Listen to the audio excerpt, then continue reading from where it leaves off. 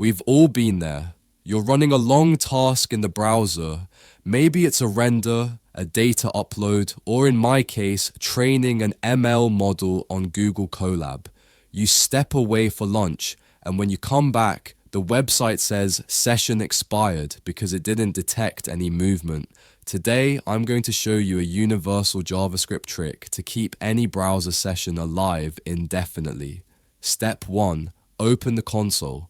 First, stay on the tab you want to keep active and open the inspect window using these shortcuts. For Windows/Linux, Control plus Shift plus I for macOS, Command plus Option plus I. Once it opens, click on the Console tab. You can find Console tab on below right corner. If it's your first time doing this, Chrome might block you for security.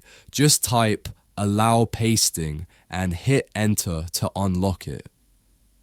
Step 2. The universal script.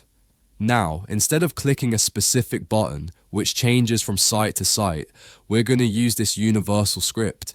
Paste this script directly into the Browser Console tab.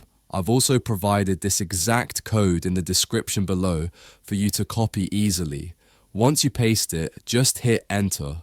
How it works.